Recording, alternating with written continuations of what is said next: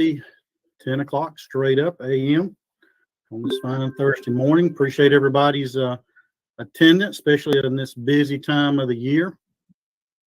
We'll go ahead and get started and ask Ms. Huff if she wouldn't mind calling the roll for us. All right. Good morning, everyone, and welcome to the fourth quarter DCS board meeting. Happy holidays to everyone. Roll call, Terry Bernard. Good morning. Merry Christmas. Good morning. Candace Gross. Heath Elliott.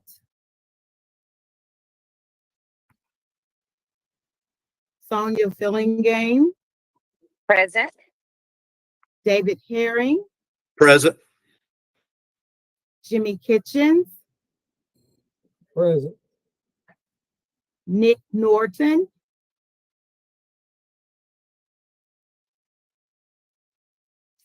Tyrone Oliver has a prior engagement, so he will not be at the meeting today. Chairman Queen. I'm here. Shawanda Reynolds Cobb. Good morning, present. Good morning. Kevin Tanner also has a prior meeting, so he will not be here today. And Ms. Tina Piper. Good morning. Good morning. All right, Chairman Queen, we do have enough members present. There is a quorum. Thank you.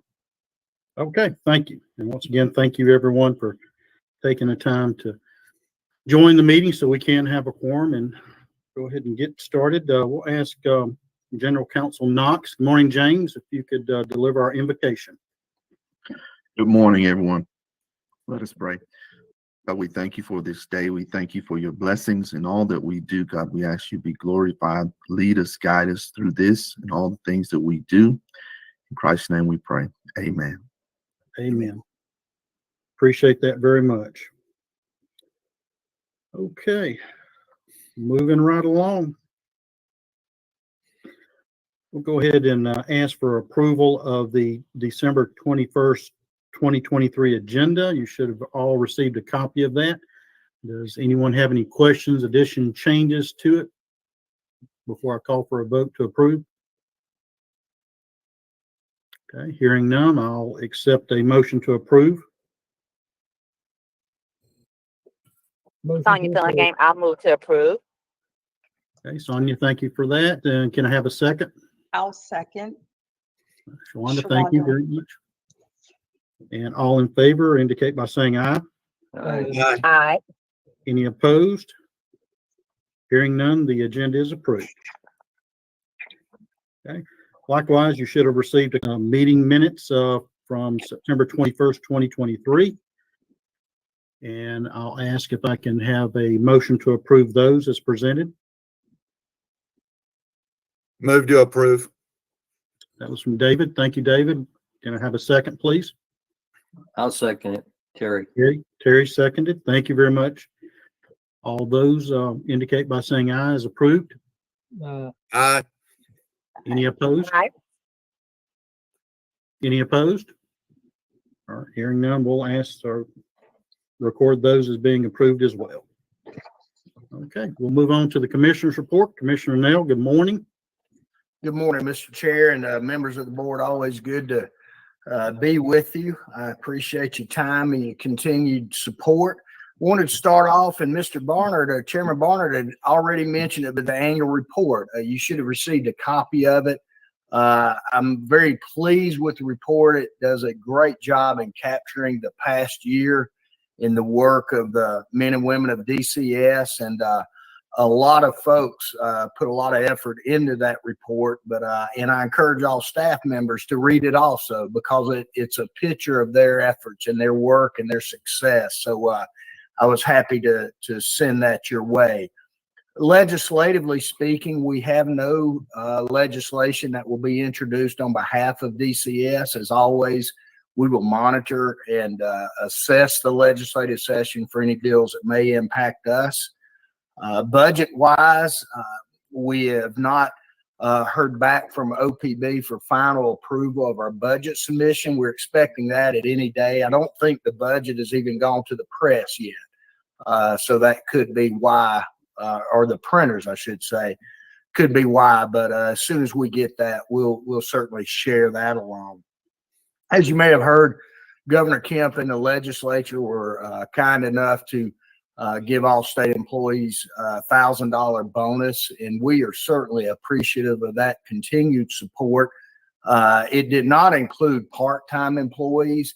As you know, we have a number of part-time employees that are very valuable to our mission and essential to what we do each and every day. And speaking with our CFO, Olivia Duke, and our Chief of Staff, Scott Meyer, we're working on a plan that we can compensate them too as well.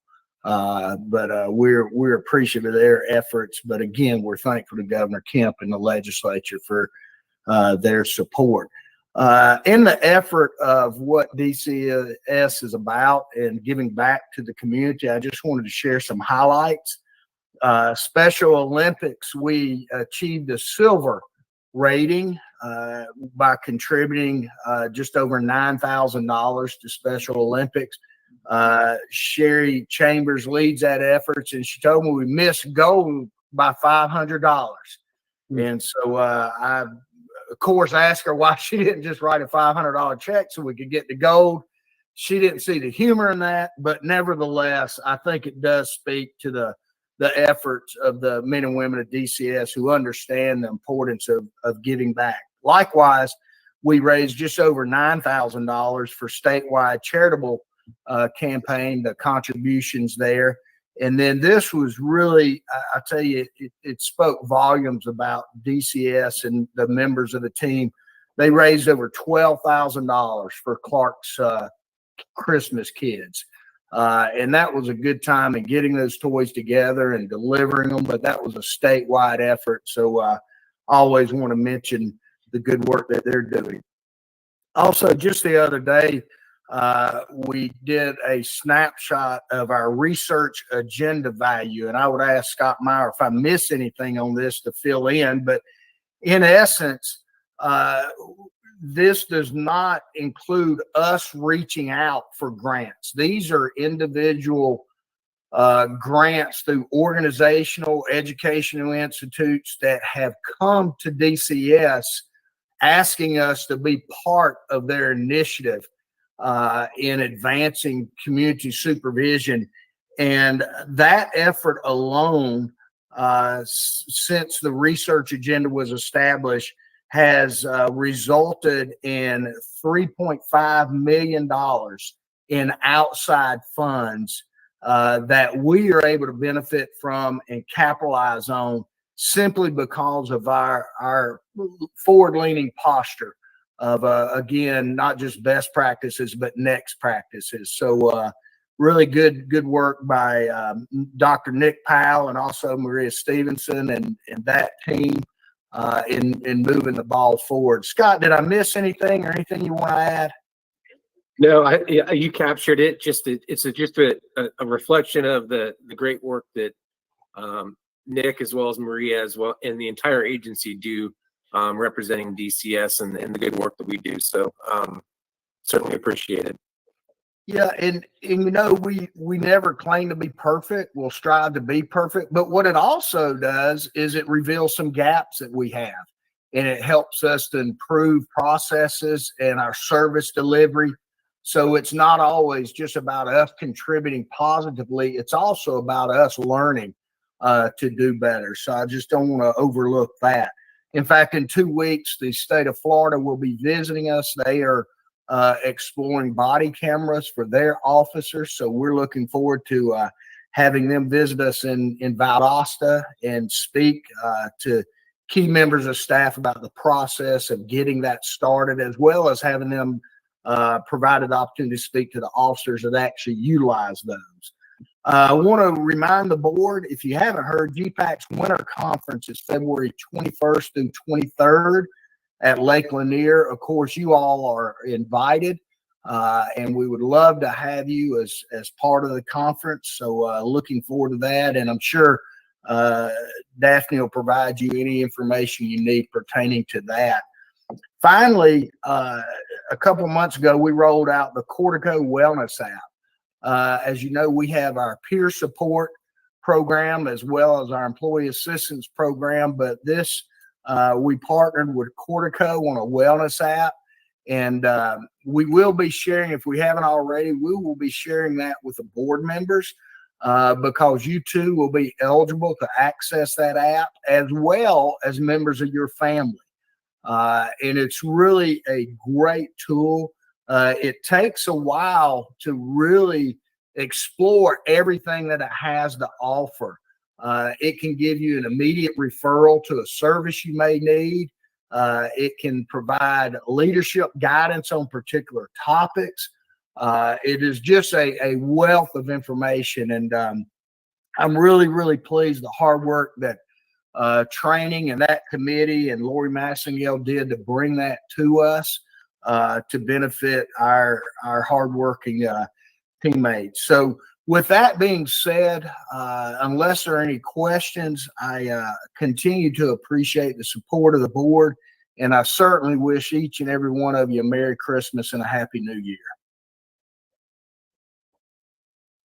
Thank you, Michael. Appreciate that, and appreciate you making that wellness app available to the board members. So that sounds very, very interesting. Be looking forward to checking that out. Yes, sir. We'll go ahead and move forward with the committee reports and call upon Patrick Halsey from Field Operations to deliver the field supervision report. Good morning, Patrick. Good morning, sir. Good morning, Chairman Queen, members of the board, and our distinguished guests. Happy holidays to each of you. Excuse me. I wish you all a safe and happy holiday season. As always, I'd like to start off by acknowledging all the new Chief Community Supervision Officers since our last board meeting. As you know, our chiefs are the face of DCS in our local communities, and it's only fitting that I acknowledge those individuals who have risen to the rank of Chief Community Supervision Officer. First, we have Forrest Lane, who was the new Chief Community Supervision Officer in the Atlanta circuit. Our former chief, Corey Beggs, was promoted to our finance unit, so Forrest has taken over that position. He was previously in the Paulding circuit, so we had to place a new chief in Paulding, and Kenneth Green was selected as the new chief in the Paulding circuit, so we have a new chief there. We also have two chiefs that actually entered into retirement. So we have Rob Gross out of the Rome circuit who retired, and he was promoted. We had Richard Fennessy was promoted to that position in the Rome circuit. And then we also had Julie Tinsley in the Cordell circuit retire as well. And Joshua Norton was promoted as the new chief in the Cordell circuit. So I'd like to say thank you to all of our former chiefs for their service to DCS and the state of Georgia. And congratulations to all of our new chiefs. I know they will all do a very great job in a challenging role. So thanks to them. In October, we conducted our annual Halloween operation. And this is an operation we conduct each year that is led by our Sex Offender Administration Unit. We collaborate with our local law enforcement agencies to do compliance checks and residence verification on individuals convicted of a sex offense to ensure that they're not participating in any Halloween activities. And during this operation, we conducted approximately 4,000 field visits. And this operation is DCS's way of ensuring our children have a safe and enjoyable Halloween. In December, we also conducted our first new managers training. So as we continue to mold our new leaders within our agency, one thing the field division determined we could improve on is providing our new managers with the tools needed to do the day-to-day functions of their job. So we developed a 40-hour training block that is that all of our managers will be required to attend. And this training will help us to kind of create a consistency in how we operate throughout the state and provide our new managers with the knowledge and confidence to do their job and create a bigger impact in the work that we do every day. We had our first cohort of 50 students to complete the training in December, and we will have all of our current managers complete the training within the next 6 months, and any new managers will be included in that as well. And I'd like to personally thank our district director out of District 8, Walter Donnelly, for spearheading this development of this training. And I'd also like to thank our training director, Laura Massengale, and the entire training staff for their work in the development, the approval, and the implementation of this training. It's going to be a great benefit to the entire agency.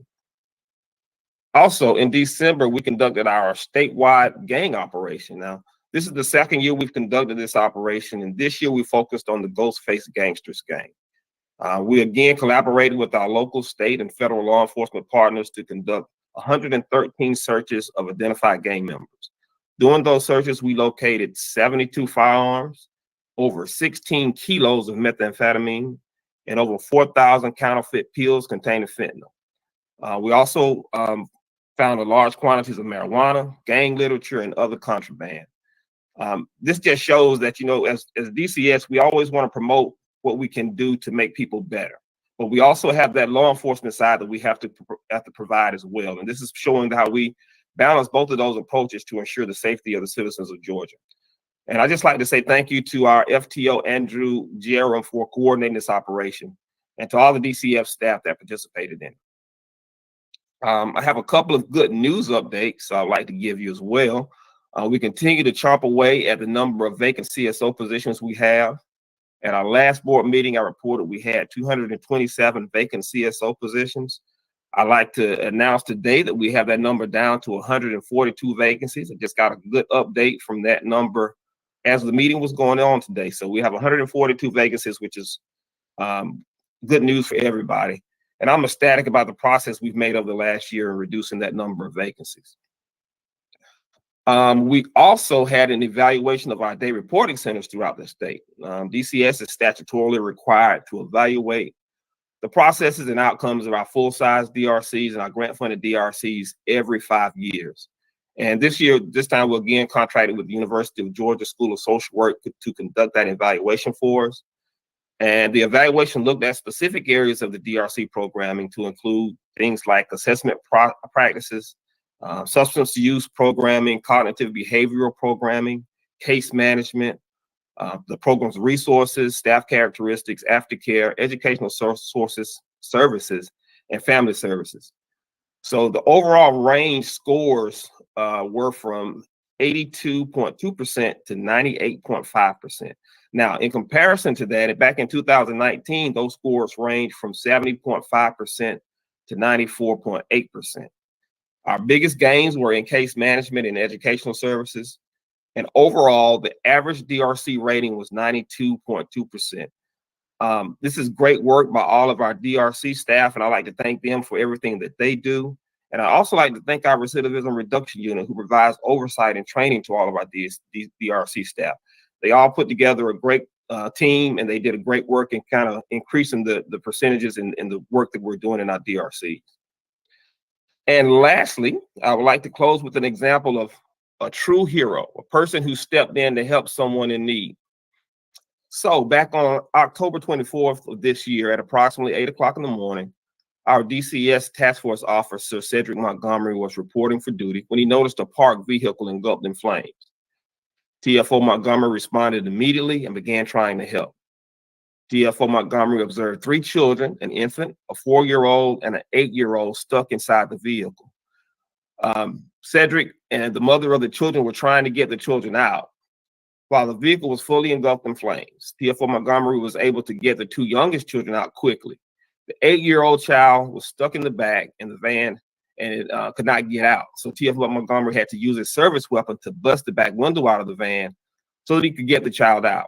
When TFO Montgomery got her out, she was on fire. TFO Montgomery was able to get the little girl out of the van, roll her on the ground, and get the flames out. Emergency medical services had been contacted during the incident, and due to the severity of her injuries, the 8-year-old and her mother were flown out by EMS. The 2 youngest children were taken by EMS on scene. It was checked by EMS on scene and cleared. TFO Montgomery was transported to Piedmont Columbus Regional Hospital, where he was treated for several minor burns and cuts. He was released from the hospital the same day. I truly believe that if it were not for Cedric's quick response, a mother would not be celebrating Christmas with their children this year. Cedric acted without hesitation or regard for his own life to save the lives of those children. He is truly a hero. And with that, I would like to conclude my report for today. If you have any questions, I will be glad to answer them. If you don't have any questions, thank you so much for the opportunity, and y'all have a great Christmas holiday. Thank you, Patrick. Appreciate that report and especially that information about Cedric. That is something else right there. So please extend to him the congratulations and appreciation from the board, definitely for his actions. Okay, moving right along, we'll move to Michelle Stanley, Director of Reentry Services. Good morning, Michelle. Good morning, Chairman Queen, the rest of the board. Happy holidays as well. Hope you and your family enjoy this much needed time away and celebrate it in the fashion that you desire. Just a few updates and efforts from Reentry Services. We had the opportunity to attend and host a panel discussion during the Innovating Georgia Workforce Pipeline Conference that was hosted by Carl Vinson Institute of Government with UGA on the 14th of November. We facilitated a panel discussion entitled Empowerment Through Collaboration, Navigating the Path to Lasting Employment. We discussed the strategies being deployed to ensure individuals under supervision have access to meaningful employment opportunities. I was accompanied on this panel with Antonio Johnson from the Department of Corrections, Danny Riviera from Georgia Coalition of Higher Education and Prison, as well as a second chance employer that has been working with us for a number of years, and an individual who had walked the path of reentry. Of course, we allowed time at the end of the discussion for employers that were in the room to ask any questions that they had, as well as provide any comments. We were excited to have this invitation, look forward to additional, but more importantly, we were pleased with the number of contacts we were able to make with new employers. On the following day, on the 15th of November, we had the opportunity to facilitate a presentation highlighting the benefits of allowing justice-involved individuals to gain employment to several business owners and employers. As much as we've built partnerships across this great state, this was our first invitation and opportunity to work with the city as a whole from the foresight of the mayor of Union City. Special thank you to our board member, Sonia Fillingame, for continuing her support of us and for coordinating the meeting. We're looking forward to the upcoming job fair that we are in the beginning stages of planning, but it will be hosted for the city of Union City in the coming months. This week on Tuesday, we had the opportunity to attend the ribbon cutting ceremony for Rebuilding the Walls. This is one of our newest reentry partnership housing providers, but what's important about this partnership is it was led by a convention. It's a faith-based convention titled General Missionary Baptist Convention of Georgia, Inc. They're one of our largest faith-based partners, and they're the first convention to become a RPH provider. They've been committed to working with us through several reentry efforts across the state, but felt the need to broaden that and continue their partnership by providing housing to our most challenging and hard to place population. Initially, they will bring on 18 beds, which may seem small in the overall scheme for that population, but it's the long-term partnership that will bear the additional bed spaces, both short-term and long-term, over the 273 acres that they own in Colloton, Georgia. So of course, we're in conversation with them to consider some step-down housing through a partnership with another partner that to possibly provide some tiny houses for these individuals so that they can move not only from just temporary housing in RPH, but to some stable housing that they can maintain those skill sets that they would need to be able to venture on thereafter. Once this program is up and running in Colloton, they've also committed a property that they have in Ben Hill County that they plan to serve our veteran population. So we're excited about this expanded partnership with them, as well as the continued efforts with the over 600 churches as a part of this convention that will provide services within our communities throughout the rest of the state. As you know, and you've heard me speak of it often, the division continues to try to seek innovative ways to address our housing challenges, such as the one just mentioned. But we've also been in ongoing conversation and working with the Red Roof and corporate headquarters, and they've committed to offer temporary housing options in 49 economy brand and extended stay hotels throughout Georgia at a reduced rate. It's easy sometimes for us to establish partnerships and collaborations to provide services, but it's the cost that sometimes hinders and becomes a barrier for our population.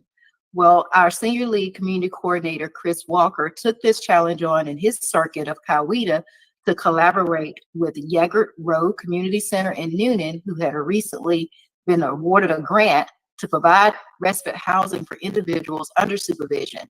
They have agreed to work with the Red Roof Inn through this initiative to cover the cost of stay for individuals that are placed in the Coweta circuit. So we're excited about this partnership and the collaboration and the out-of-the-box thinking of our senior lead, Chris. And we're excited about this partnership that will be continuing to move forward with Yeggert, who also provides other resources within the community of Coweta. Additionally, we're strengthening and streamlining our processes with a couple of our state and federal partners. We're establishing a referral process between DCA, GDC, and Viewpoint Health. We're referring individuals releasing from prison and or that's under supervision to permanent housing if they're living with HIV and AIDS. The HOPWA, which is Housing Opportunities with Persons with AIDS, is a federal funded HUD program that offers a variety of housing solutions and supportive services for low-income persons living with HIV and AIDS. So this is another population that sometimes presents challenges, and we've been tapping into this resource that's administered by DCA to provide housing for our individuals under supervision.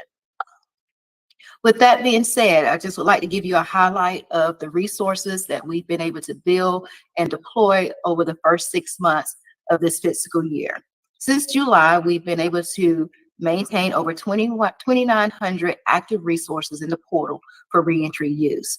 Of that, we've made 9,000 referrals to those active resources, which includes 4,100 that was referred for employment or employment services, 1,000 that was connected to health insurance, and 1,400 that was housing referrals. So we're excited that we've been able to do this work in such a short period of time, and we're looking to double that by the end of the fiscal year to make sure we continue to support the work that's going on in field operations by supporting those individuals under supervision with services that they need. Lastly, I would like to close with a success story from my education and employment specialist, Carolyn Johnson. Prior to coming into this role, Carolyn served as a counselor back in 2019, and she first came in contact with Mr. Larry. For nearly 4 years, Mr. Larry maintained employment working various jobs from fast food to a produce market. But in early 2023, this year, Carolyn reached out to Mr. Larry because she remembered working with him and thought that he would be great to enter into a program that we was partnering with Atlanta Technical College and Georgia Power to pilot some electrical line work. Mr. Larry was excited for the invitation. He took it on while being enrolled in the DRC program. While he's working on that part of it and trying to attend class, he also enrolled in this work orientation for electrical pole line worker. We're excited to say through all of his efforts, he was hired based on his hard work and dedication. He no longer has to go from job to job, but he's been offered permanent employment through Georgia Power affiliate UTEC, and he will be installing and troubleshooting traffic lights. And he's excited about the rate that he was able to obtain at $22 an hour, with promising increases after he finished his training. So we look forward to continuing to expand this program and this pilot and the number of individuals that will be able to take access and benefit from this resource. I'm extremely proud of the work that not only of the staff that have been mentioned today, but all the staff that make up the Division of Reentry Services and what they do to support individuals transitioning from prison and within our communities throughout the state each day. Board Chair, members of the board, that's my report. Are there any questions for me? If not, I again want to extend a Merry Christmas and a Happy New Year to each of you and your family. Mr. Chairman, this is Sonia Fillingham, if I may. Yes, ma'am. I just want to thank Ms. Stanley for all of her work and support, and definitely Team DCS, the commissioner, everybody that's involved in supporting Union City in our desire to help establish better workforce development and to really address the pipeline deficiency that we have as a city in particular, and that most cities have especially. And I also serve on the Georgia Municipal Association's Workforce Advisory Board, and it's an issue that we really have as cities. And so the fact that we can reach out to DCS and to, really establish a nexus that could really support both the cities and the state is really, really exciting. And I just want to thank everybody that's involved with that. It's something that's very important to my mayor and very important to all of our communities in Georgia. So thank you for that. You're welcome. Thank you, Sonia. I appreciate those comments. And Michelle, I think you look up creative and diligence in the dictionary, and your staff, all their pictures are right there. So I always appreciate hearing your report and the things that y'all do. I don't believe y'all take the word no for an answer in any challenge that you come up against. So that's always impressive and appreciative. So thank you, and hope you have a Merry Christmas, and your staff does as well. Thank you. Okay, we'll move on to Tim Lewis, misdemeanor probation oversight report. Morning, Mr. Chairman. It's good seeing you. And fellow board members, it's always great to see you all, and I appreciate this opportunity to share some insight about our team. Currently, there's 63 entities registered with MPOU. There's one more that's coming online January of 2024, which will obviously bring our total to 64. At that time, there will be 49 governmental agencies and 15 private companies. Also at this time, there are 822 individuals registered with our unit providing services across the state. Our team of compliance monitors has successfully completed all of their assigned compliance reviews for this year. I'd like to acknowledge senior compliance monitors Doria Dorsey, Gemma Jordan Holloway, and Alicia Smalley, and compliance monitors John Core, Stephen Phillips, and Larry Richardson for a job well done. In recent weeks, we've added 2 new members to our team. Daphne, which you all know. Daphne has been a tremendous addition to our team, taking on various responsibilities, including those related to the registration of entities and individuals. She's currently working on our 2024 entity certification renewals. Also joining us has been Reginald Hewley. Mr. Hewley has extensive experience within community supervision, most notably as a trainer.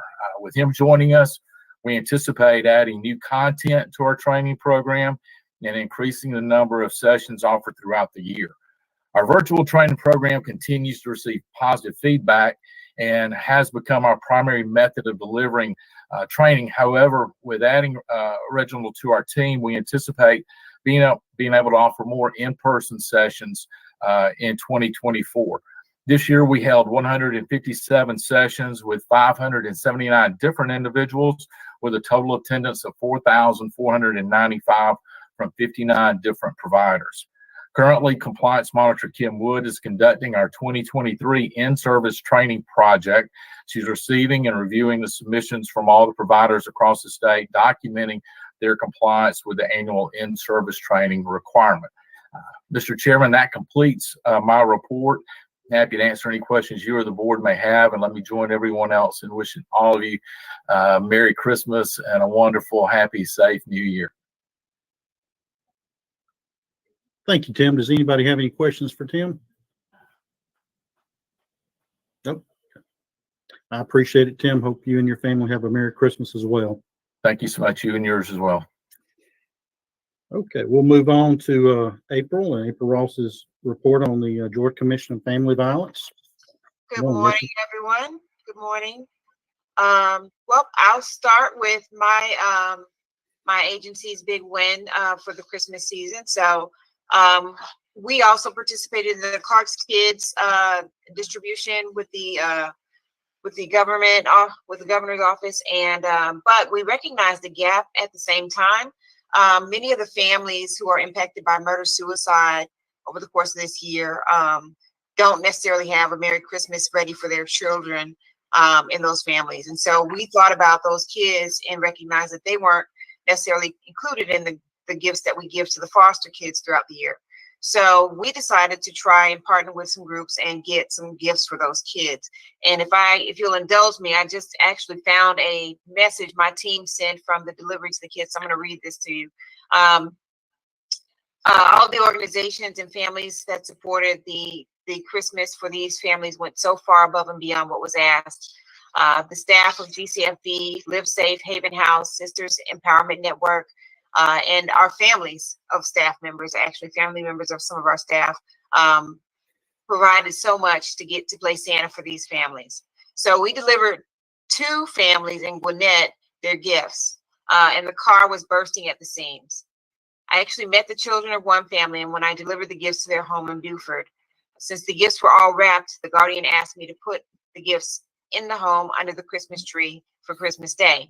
The children in this family were a 16-year-old boy, 14-year-old girl, and an 18-year-old girl. The eyes were huge, and they were overwhelmed by the quantity of packages coming in. It took 3 trips from the car. The boy said, "We've never had Christmas like this," and his sister asked for a hug and cried. It was precious and definitely highlighted the Christmas season. The other family was a mother. She's an injured survivor. And she cried as well when the gifts were brought to her at her job. She realized that we had not only provided gifts for her 2 girls, but it also included gifts for her as well. It had been so long since she had personally received a Christmas gift, and she was not in the Christmas spirit. She lost her youngest daughter 2 years ago in the murder-suicide incident right at the time of the holiday. So this time of year has been especially hard for her, and she struggles to find motivation to give the Christmas spirit to her girls. She was incredibly grateful to have a brighter Christmas morning to look forward to this year. That's just a couple of the families. Some of the other programs we partnered with helped to deliver the gifts to the others, but it just really, to me, was a tremendous testament to my team, recognizing that that was somebody that was left out and filling in that space. Some other updates for us. I do want to just point out that recently Governor Kemp announced that he was directing the Office of Planning and Budget to increase funding for CJCC and apply those funds from ARPA, $13.2 million, to help support the significant reductions that crime victims funds have experienced, and to give those funds back to the VOCA to fill in the gap for the VOCA cuts.